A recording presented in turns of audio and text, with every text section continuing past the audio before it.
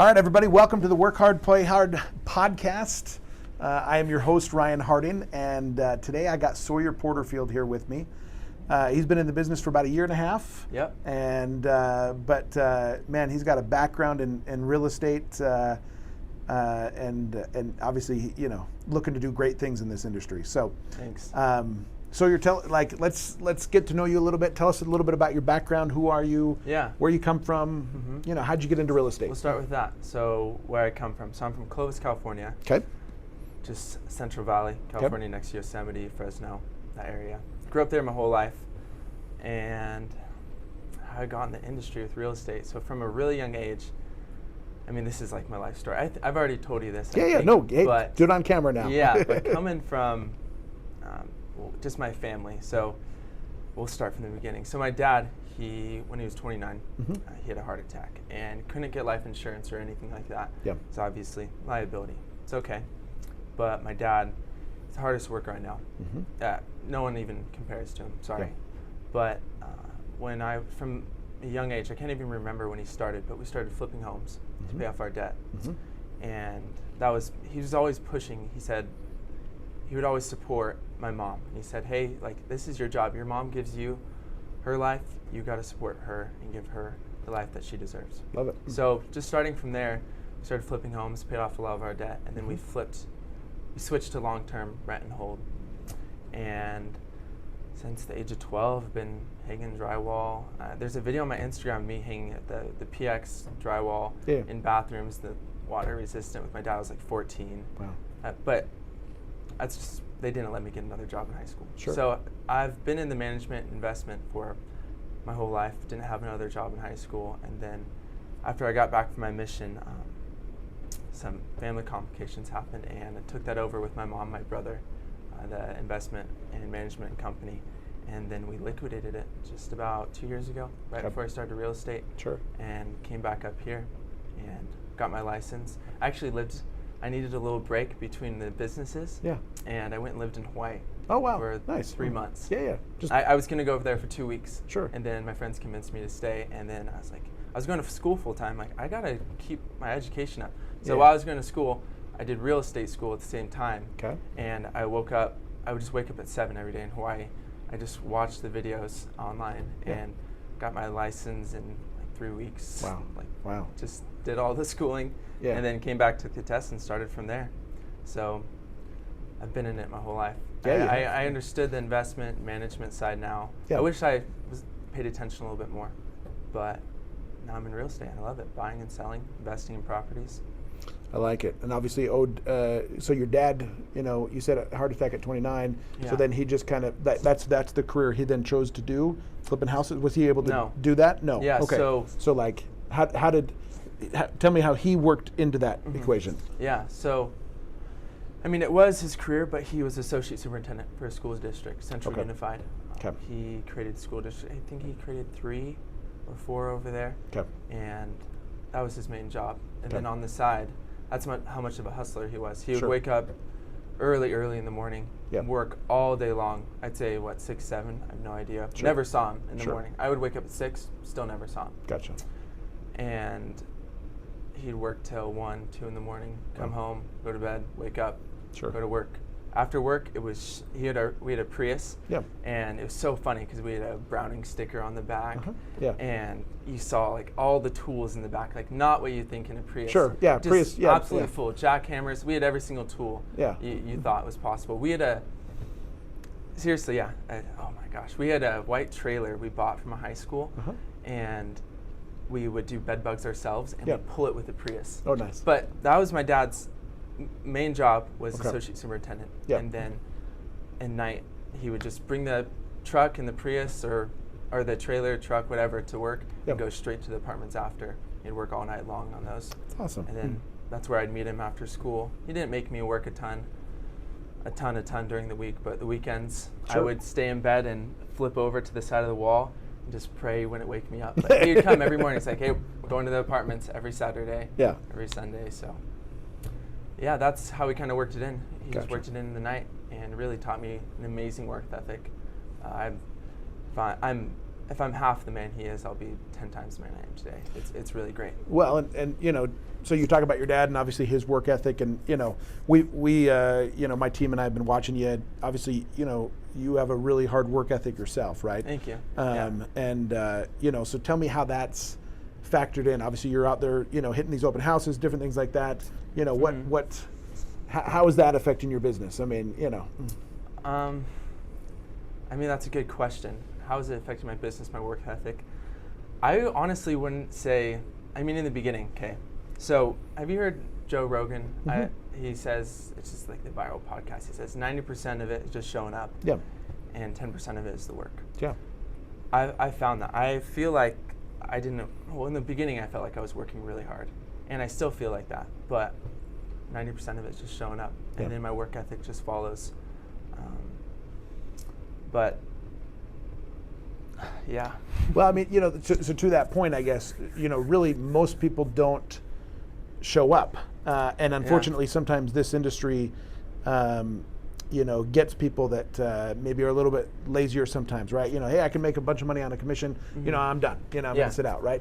But obviously, you're out there showing up, and I would call that still work in the sense that you're still showing up. That is still work to a degree. But I mean, that's what you're doing, man. I mean, you're just hitting the ground, you know, going to all these different things, obviously doing really well, you know, so I guess along those lines, what's the motivation? What is it that's driving you? Honestly, I think this is a really good, or I'm lucky to have this. I just love the grind. Okay. Just enjoy what you do. I just love working. Yeah. I do a lot of stuff outside.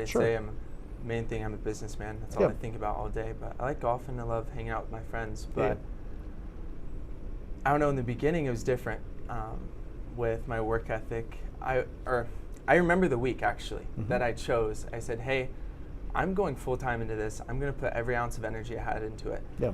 And I would call my mom every day. I'm like, oh my gosh, I'm so tired of working 9-10 hours a day. But just figuring out something completely abstract. I've never tried really before. Yeah.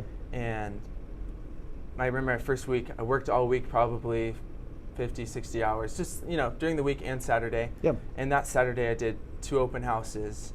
And afterwards, I was sitting in the open house, my last open house for the last 10 minutes, on the floor in the kitchen. I was so tired. This isn't anything extraordinary. Sure. I'm saying in my work ethic in the beginning, I wasn't prepared. And not that I wasn't prepared, it's just I was learning something new. Sure. And then over time, what was that? That was when I really decided to go hard. That was 4 or 5 months ago. Yeah. Now I do 2 open houses every weekend and I'm excited. Yeah. It's fun. I got 2 this Saturday and it's... That's awesome. So really, the motivation is I just really enjoy what I do. Is that what I'm hearing you say? Yeah. I mean, really, it's just not... I love seeing my self-advancement, my self-achievement. Sure. I'm good at tracking it. I think I try to look in the mirror and say, hey, look 3 months back. I have a note in my car. It says, 3 months back, where were you? Gotcha. And then all my stuff I have to do in the day, like my daily things that I check off. But yeah, I look 3 months back and I'm smiling. I'm very happy with where I'm at. Yeah. Well, so so obviously you're newer into the business, but you're having success. What would you say you attribute that success to? Where's that, what's working? Yeah. That's a good question. I would say there's a few things. Okay. 3 come to my mind. 3 things. 1, my mother. Okay. She's my motivation. She's the reason I got into real estate. She's the reason my entire family got into real estate. Okay. My dad, he realized, the choices he made affected very harshly our family with life insurance because he was overweight. Sure. And then, he really cut back. He went to great health. Yeah. And afterwards, but he said, hey, we got to take care of your mother, and kind of said, like, let's get to work. And it never went away. My mom's very taken care of now with what my dad was able to create. We had 28 doors when we liquidated the property, and he did all that work in less than 10 years. Wow. And yeah, my mom's amazing now, but I still have that. I'd say it's an instinct, like my nature is to put myself in a position where I'll be able to provide for my family. Sure. But mainly my mother. Okay. And prove to her that I'm like my father. Okay. But my motivation and what really drives me, that was the question, right? Attribute your success to. Attribute my success to, yes. Yeah. So yeah, exactly, my mother. But also everyone around me, everyone in this room, Yeah. you. You'd be funny, it's funny, conversations kind of change. My whole life I've said I'm super independent. Yeah. Like I have videos of me, I was like 2-3 years old, climbing into the fridge to make chocolate milk. Like I didn't ask for anything ever. Just very independent. My parents, they would just let me go. I was 2 years old riding my scooter miles away from my house, and they're like, oh, Sawyer. They're good. It's just been like that.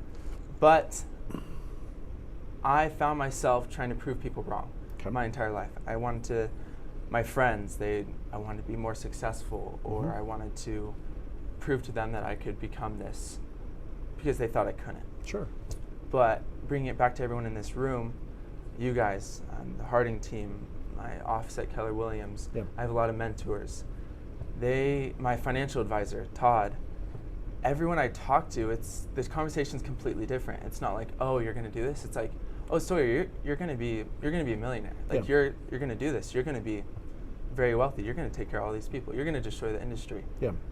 And maybe that's because they've seen what I put forward, but this picture that everyone's depicted of me has made me realize, yeah, I'm going to do that. It's not so much people are like, oh, are you? It's going to say, hey, Sawyer, like you're going to do this. And you say that with confidence. You tell me all the time I'm going to do amazing things, and it translates directly to me. Instead of doubting myself, I'm like, yeah, this is the work I'm going to put in. It's going to happen. Like I'm going to be this. And you guys check up on me all the time, and you give me direction. So my motivation is really created by the expectations of people around me. And it's a really good shift I've found in the past year. Sure. All these people that push me and motivate me. So surrounding yourself, I mean, which obviously you didn't have a choice in your mom, but you had a good mom, you know. Yeah. So you know, right, you know, and so, but you're surrounding yourself with people that essentially motivate you and help you achieve those goals and stuff like that, I guess, right? So. Yeah. Okay. No, exactly, but.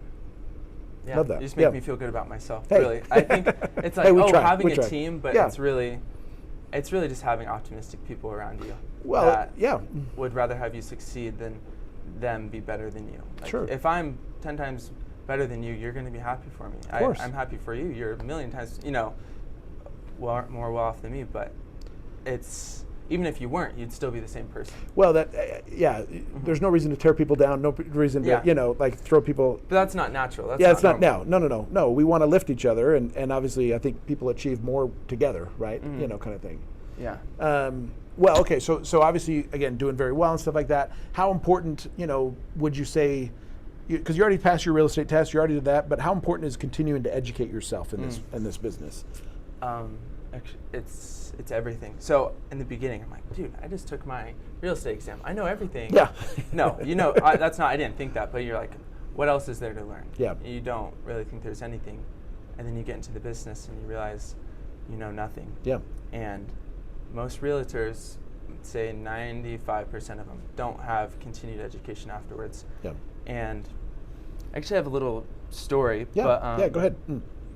Well, a little bit, I guess. But yeah, well, educating yourself just gives you confidence in the market and confidence in your ability to portray the market, help these people out. It's not so much, like these people are going to give me money. It's like, I've educated myself. I know what I'm talking about. Yep. And when these people ask me, I'm going to be helping them. Yep. So I'm going to be educating them. I'm on a higher level than most realtors because I go to 4 meetings a week. In my free time, if you're gonna in my free time, I'd say I golf, but really I just sit at home. I watch videos of stocks and of the real estate market. Yeah. Whenever people ask me stuff, I got numbers and I'm helping them, and I educated myself so I can help them. Yeah.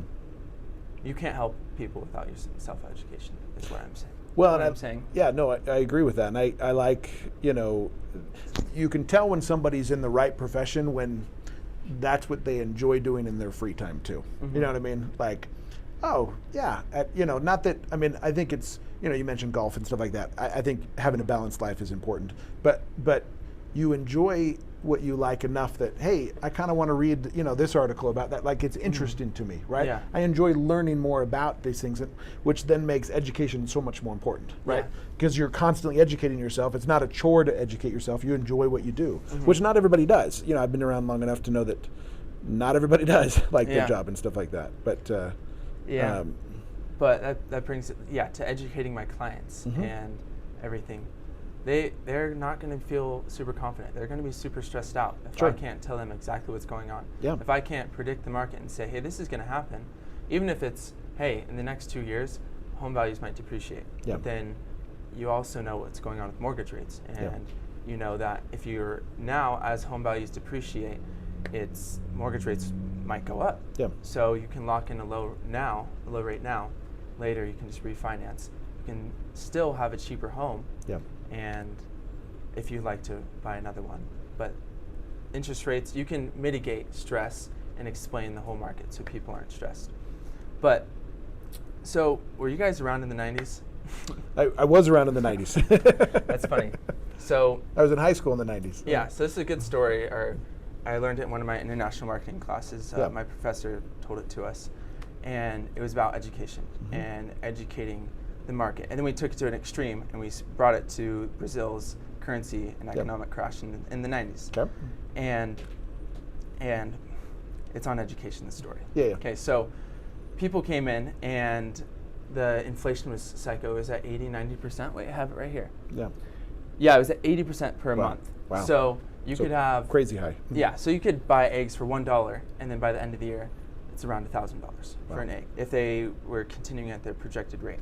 So they tried a ton of stuff. They tried disguising it. They tried not telling people, so not educating people about the market. Yeah. And that just scared the heck out of people. Sure. People were just hiding their cattle.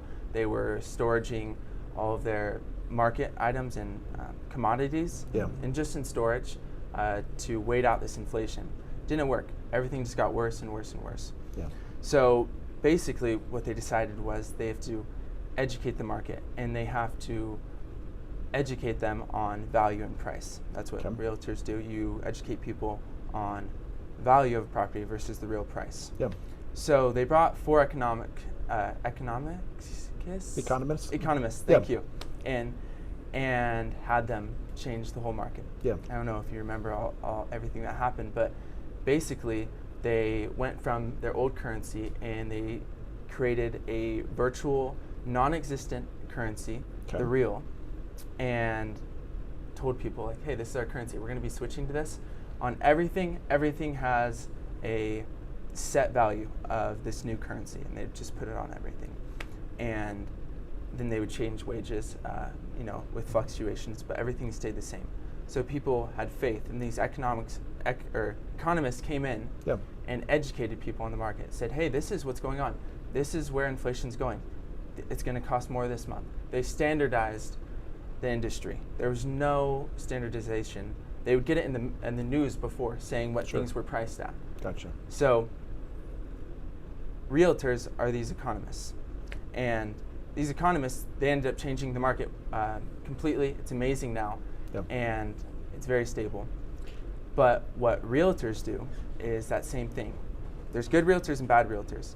Bad realtors are those economists. Gosh, those are the economists that don't know what they're doing. Sure. And those educated realtors are those people that know what they're doing. Yeah. And the good thing is, I think 90% of the market is controlled by 10-15% of all realtors. Yeah. And that's a good thing, because those educated realtors are going to be able to control the market and shift it to be in a healthy format and adapt to the majority of people. Education. If you want to be educated and be a great realtor and in that top percent, you have to educate yourself. Love that. Helps everyone around. Well, so we kind of talked about clients and stuff like that. How are you showing them that you care? How's that going? Yeah. Well, it starts with education, like we talked. Yeah, and the it's time that you put in. But I show them that I care by being their friend first. I don't force anyone to do anything. Sure. I pull them into the office and I just ask them questions. I'm like, hey, where are you at? And ask them where their finances are, where they'd like to be in 2 years. Sure. Really, the best thing a realtor can do is prepare them a year in advance, especially with credit and preparing them for a mortgage, where they want to be with their family. Yeah. So I ask a plethora of questions, and we decide for them right then, hey, is it better for you to buy or sell, invest, or should you wait? And I take, with my education, everything I know about the current market, I can take their situation and plug it into that and decide with them what's best for them. And then that way, with what they decide, they don't have any stress or reservations on what they're doing, if it's right or wrong. They can go in with full confidence, and it gets done so much quicker. And it's so much easier for them. It saves everyone time and money, especially. Sure. Yeah. Well, so let's shift gears here a little bit. Obviously, we're in a crazy market right now. You know, we were running, super fast for a little while, right? Things kind of slowed down. Yeah. In March, we had, 2,200 properties. Right now, just checked today, it was at 9,599 homes. Wow. Over quadrupled. Yeah. So, yeah. Well, so on that note then, what advice do you have for somebody that's looking at the market and saying, well, and actually, I'll ask the advice question in a second, but what's your forecast for the future as far as the market goes? What do you kind of see in there? Let's see. I think I had some. So you have to educate people on value versus price. Yeah.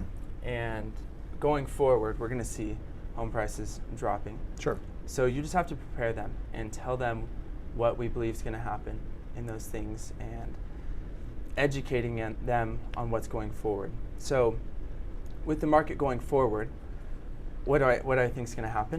Yeah. What's your prediction? So interest rates are going to keep going up. Homes will keep going down in value.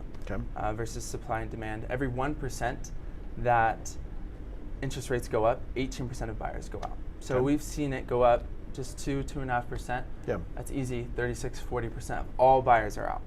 So really, just what's from this? Affordability Reasons. Gotcha. Exactly. Qualifying. Yep. So we're going to see a lot less people being able to buy. Is that bad? Good. It stabilizes the market. So that's a good thing. And it shifts it towards another, it's just cyclical. So it just changes it towards, okay, now we're renting. Now we're investing. Are we going to see short sales for closers, for sale by owners? Inventory going up. If patterns repeat themselves as history does, that's what we're going to see. So just at our real estate, or at KW Westfield over there, we have 3, 4, 5 meetings a week. And then if you want to go to 3-day, you can. You can make that happen. But we have 3 big ones that everyone should be going to. And with rental values, it's going to be an amazing time to invest. So we see in the next 3 years, we predict, and this is like shy. We are being shy, our person that predicts our market and brings everything to us. We say that the rental prices are going to increase by 10% every year for the next 3 years. Wow.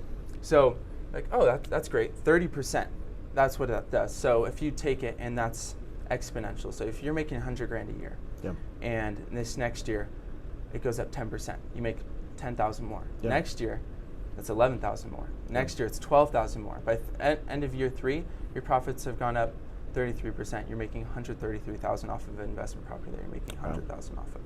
So rental incomes, and that's if rental prices stay the same. Well, not the same. They're going to be increasing, but at the same rate that they are right now. And usually it's steep and then slow. It's not gradual. It's not anything like that. Especially sometimes with rentals and long-term investments, it's a lot more safer like that. But bring it, to Airbnbs and everything, that's a little bit more different. But with rentals, we're going to see a lot more, especially if you talk with any students at BYU or in Vineyard or anywhere, they can't find a place. You can't find a place to live because all these people that were affording homes are out. They sold their homes because the equity went so high. They liquidated, went to renting again, waiting for it to come down, which is an amazing move. That's a great move on realtors. That's really good if you have a realtor doing that with you. But now they can afford much higher rent. So that's the causation to that 10% every year. So we're seeing that go way up, and you can't really find any low valued rentals for students at all right now. So if somebody wants to get involved in real estate investing, what advice do you have for them? Meet with a realtor. Okay. Yeah, you meet with a realtor. You get pre-approved, talked with you, Yeah. and you find someone that knows how to run numbers. We have an investment branch. I have an amazing guy at the office, and we go back and forth teaching each other. We have our rental calculators. We just run properties through. But you have to find a realtor that knows what they're doing, that has experience with investment properties, and go from there. You just have to have a meeting. You just got to start the conversation. It's really not that complicated. Sure. Buying and investing in real estate. It might seem scary at first, but well, it's always scary at first, right? Yeah. But advice, I'd say start saving. You can start way in advance with your credit. You need that way up. That's going to save you so much money on the biggest payment essentially you're going to have for the next 30 years of your life. If you have your credit set up, just meet with a real estate agent. If they're good, they're good. Like, this is what I do with people. I will set them up, and in a year, you're going to be in the best position you can be in. And if they're already there, great. Then we're going to execute it. We're going to start now finding an investment property.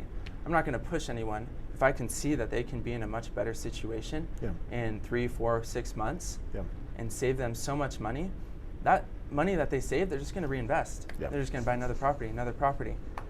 A great realtor is just going to set you up for success. They're going to make you become, who you want to become. If you're dedicated to acquiring a lot of real estate properties, becoming an investor, great realtor is the first step. And do you have an opinion on nightly versus traditional rentals as far as that goes? Yeah, I love that stuff. Oh, that's like my bread and butter. That's all I like talking about. I saw, he sent me the questions, if you want to talk about this. I just scrolled through real quick to look at them. And I saw that one. This is the one I want to talk about. So I love Airbnbs. We're actually going to switch all of our long-term investment properties into Airbnbs. Okay. But very situational. And if you know someone, again, if you know a good realtor that knows what they're doing, they've been analyzing off of Airbnb. There's a few other ones I have in my hotbar that I just click on. And it's like Air Guru or something. That's the other one I use. And so just looking at the market, so Airbnbs, they're cyclical as well, very up and down. But you want to find markets that have over 70% occupancy rates. And you have to prepare your investors on what's going to happen. In Salt Lake, it's different in Salt Lake. And here, I have pictures of it, but this is going to explain short-term versus Airbnbs. So Airbnbs are extremely more profitable, but they're much more up and down. So just in Orem, so we have occupancy rate of 86 in August, and it goes all the way down to 63 in November. That's an average of 77 for the year. But with Airbnbs, if you find, that's an amazing market. So you find them all different around like that. So in Provo, it's the same. Occupancy rate goes down to 50% in November, but 78 in July. That's 67. So maybe I want to go to Orem. But in Salt Lake, it completely flips. Not completely, but February is the best months and November is the worst month. So it's a little bit more compact. So with Airbnbs, you want to find areas with high traffic, with great economical growth and attractions around it. And you can, if you find the right area, like the areas we have here, you can make an extreme amount of money. Long-term rentals are great as well. It's just diversification, and you should do that on every portfolio. Long-term rentals, everyone should do them, and you should have both. But they are much more stable. You go into 12-month contract leases, and that's guaranteed money. You're going to get that, and that's going to support you and take that income, and then you can diversify into higher risk, such as Airbnb, because not all of them work out. If you don't know what you're doing, if you don't have a good management company or area, that can totally change. So I don't think it's versus Airbnb in long term. I think it's use them both. Use one to finance the other, or whichever situation you're in. That's just meeting with someone that knows what they're doing. If you have a lot of capital and you can risk and you're young, you can go into short-term rentals right away. And if you're dedicated and if you're smart, you take all those profits, you put them into long-term, and then once your job slows down or once you have a family and you can't work as hard, you have all these long-term rentals that are providing you passive income that switch, and you just directly invest straight into Airbnbs. It's an amazing industry, and they work perfectly in hand. You should be doing them both. Gotcha. Okay. No, good advice. What you said, those numbers that you were saying, as far as 70% and stuff like that. Yes. Were you talking nightly rentals at that time, 70% occupancy, or was that traditional rentals? So that's traditional. This is Airbnb. Okay. So because Airbnb, they book, you book a few days, 1 day at a time. Gotcha. Sometimes they do a week, but you have downtimes where you're not making money. That's vacancy as well on other on long-term properties. Usually you factor in, you can go from 6 to 10%, Sure. factoring in vacancy expenses within long-term rentals. But here you're factoring in, if it's at 77, you're factoring 23% of your expenses are going to be in lost profits because no one's going to book your bookings. Sure. And that's what app is that, you said? This is AirDNA. This is screenshots. Oh, gotcha. Okay, you just, ahead of time. But I was just researching and no, you're prepared. I like brought it. him up. Yeah. No, it's great. Funny thing about Airbnb, have you looked at their profit statements? They still haven't broken even at all. Oh, really? Yeah. No, I haven't actually looked at that. Wait, I think So you're saying Airbnb, the company, hasn't actually, they're still in the red? Yeah. So, it's a total side topic, but it's just kind of cool. Those total side topic, because that's the same thing with DoorDash. Sure. What's the other one for cars? Like Uber and stuff Uber, like that? everything. Sure. They still haven't. Gotcha. They don't still make any profits at all. But Airbnbs, their rate of increasing and to paying off their debt, it's almost doubled. Or look at it. I'll look at it right here. What do they have? So net income loss statements. So in 2017, they lost $70 million. And then it was terrible in 2020. They lost over $4.5 billion. Wow. But then in 2021, they totally came back and are, they were, I think, I didn't even leave it in here, but they're 70 billion under. Wow. But it's increasing, the gap. And then once it flips over, their profits are going to be insane. I don't know if you like stocks, but that's kind of the time when their market flips where you want to invest in stocks, I guess, not in exactly Airbnb. I got you. But I got you. I follow that stuff too. It's really cool. Yeah. And like with, I'll talk about some other stuff later with the guy that predicted 2008 crash and stuff. It's pretty cool. If you watch that, if you follow those things, you can predict the real estate market as well. Just educating yourself. Love it. Well, so then what advice, as far as education goes, let's say I have a new home buyer, they're on the fence, they're trying to, maybe they're not one of those that can't afford, right?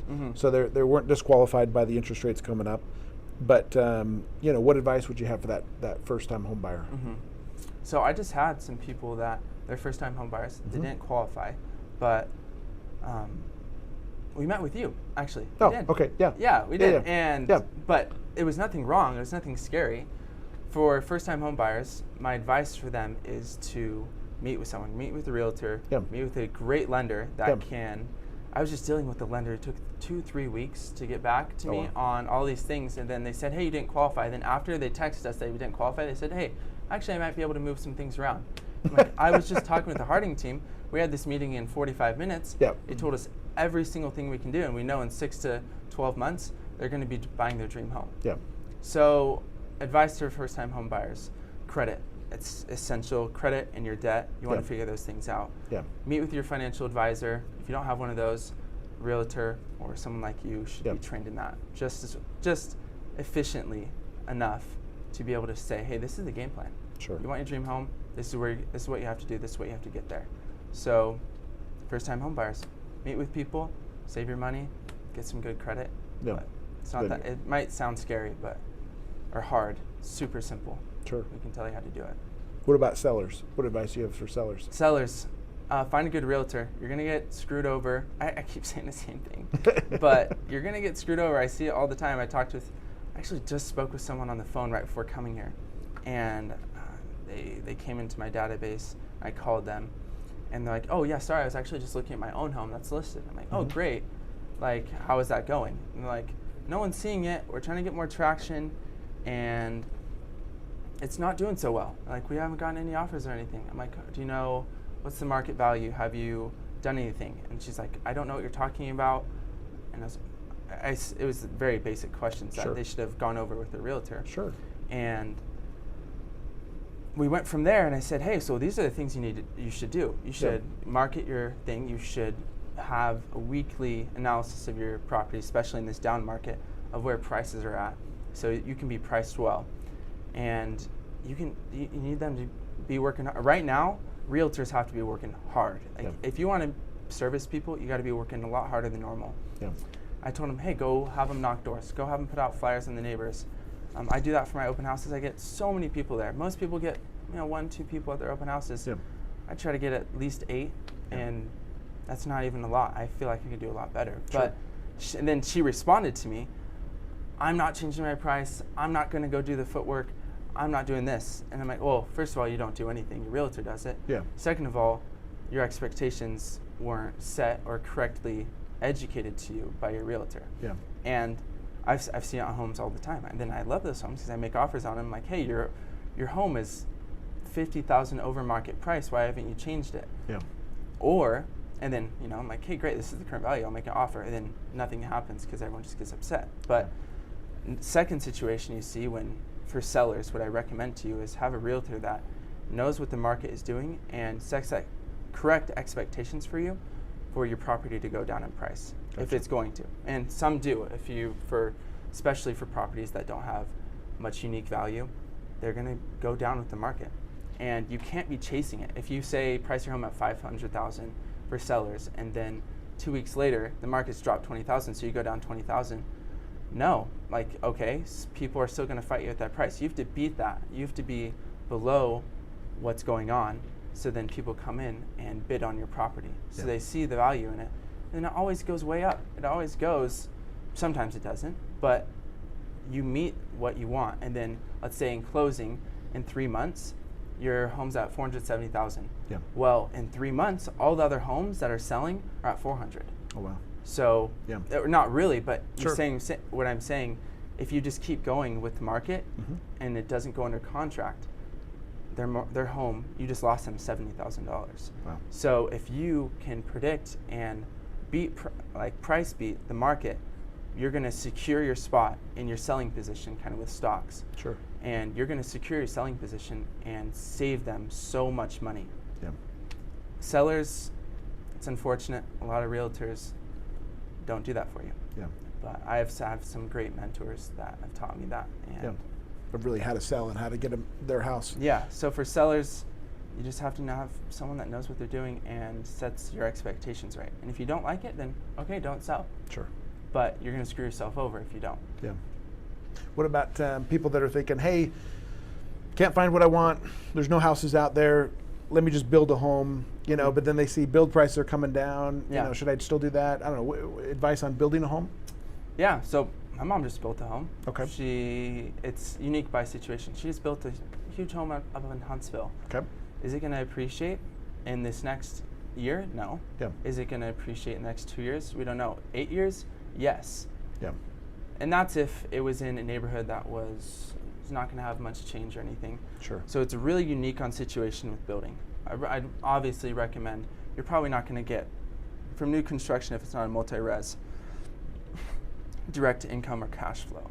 Yeah. But with new construction, if you have an area that's not developed at all, you're the first people there. In a year, that entire area is going to be built out. Okay.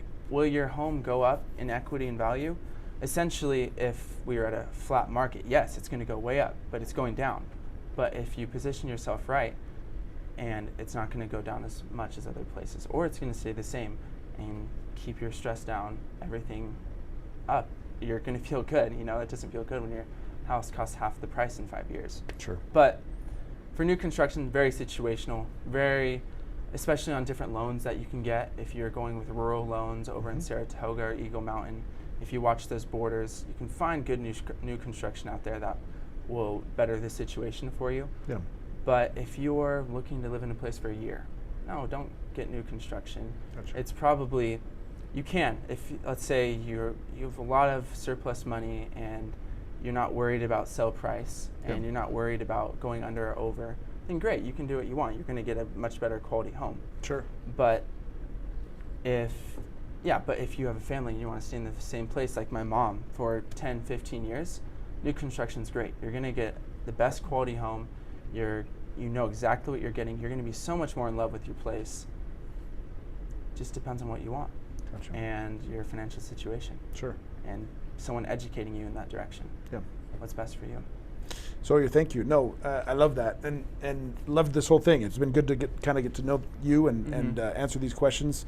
As we kind of wrap up here, tell me, any favorite stories from, I mean, obviously, you haven't had, a ton of time, but any good stories you've had that anything stand out, I guess, in your time doing real estate worth sharing?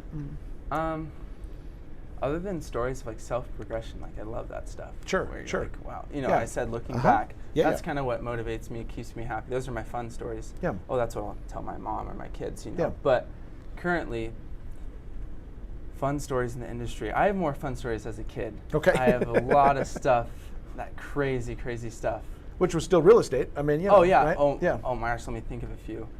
I should have written some of these down. So, or I have them all in my memory. So like, just working. So my dad, what we did, we'd just buy all the drug, prostitute houses and everything. Gotcha. I had the funniest memories of like, I'm a little 14, 15-year-old, Yeah. later in high school, I'm a little taller, 6 foot, whatever. But we'd always have prostitutes coming to the houses. Oh, wow. But we'd just be like, hey, like we're renting here. Like, we love them. They're so nice. Or people come in to buy drugs and think I'm a drug dealer. Yeah. And I'm like, Dude, I'm 14. I'm re-renovating. It's so funny though. Like, this is actually a really good story.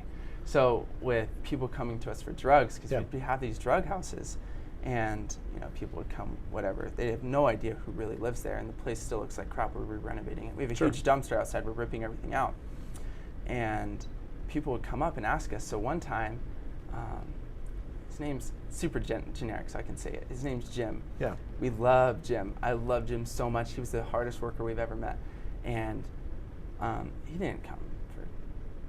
Dang, I shouldn't have said that. Well, he didn't come for drugs or anything, but my dad, found him. He's like, hey, we want to help you out. We want to give you a job. He was asking us for jobs, and he is the best tiler we've ever found. And he used to do all of our maintenance work for us. Yeah. And we're like best friends. Yeah. That's a really funny story, like converting a relationship like that into. Gotcha. He was one of my dad's really good friends. And so he came looking for drugs, but ended up getting a job and doing tiling and stuff like that? Yeah. That's what you're saying? Yeah, hopefully he doesn't see this. But yeah. It was a little situation like that. Yeah. I don't know the whole story. I wish my dad could tell it. Sure. But yeah, it was like that. That's and then awesome. I'd have my dad would buy me the extra thick leather gloves from Home Depot for picking up all the heroin needles. Or some fun stories. We'd have rooms as big as this full of fecal matter 5-gallon buckets. Oh wow! We'd have people connecting jumper cables from the electrical lines down to their house because they don't want to pay for electricity. Yeah, and then stuff like that. One time, I have so many fun stories. I'll stop with this one. One time, my dad, we bought a property. We were fixing it up, and then one day we looked over and the fence was on fire on one of our neighbors. Like, what the heck is going on? My dad's like, why is this fence? It was literally just a fence. Yeah. It was just on fire. My dad went and put it out, knocked on the door. I don't even remember if there were people there or if it was a broken down house or something. And my dad called the owner. He's like, hey, your fence was just on fire. And then it's this lady, and she's like, oh my gosh, like this property gives me so much stress. I hate this. Yeah. And he's like, I'll take it off your hands. I think we bought it 2 days later. Oh wow, that's awesome. But it's a super funny story. My dad just went and put out a fire, called this person, and then ended up getting the property. Getting a property, but he would do stuff like that all the time. Like, it's not even. We might have used a realtor for one of our properties, but he would just drive around and he'd be like, "Oh, that's a weird property." Yeah. So I got 100 stories from my dad like that. Awesome. But yeah, really funny stuff like that. More so with the renovation part and everything. Everything's pretty professional in the real estate world. It's fun making steak dinners for people after they buy a house from you or something. But yeah, those are the fun memories. I'll make more with my kids. Yeah, that's right. Sawyer, it's been awesome. How can people find you? Where I guess you're on Instagram. In fact, we'll throw up your Instagram label and stuff like that. But yeah, just Sawyer Max Ari, Sawyer Max Real Estate. Yep. So I brand myself as. Just perfect. Super simple. Okay. Yep. And I post on social media every day. Then I have another account I have my personal stuff on, but just want to educate people as much as possible. That's what I'm trying to do. Well, like I said, I think great things are in your future. I think you're doing really well. It helps that you enjoy what you're doing, right? And you do. I can tell that. Yeah. And you got a good background, and obviously that's how you got into it. But thanks for coming on. Everybody else, thanks for listening. Find us on Instagram. Facebook, write us a review if you'd like to. That always helps with, on Apple Podcasts or Spotify, or wherever you get your podcasts. And we'll see you next week.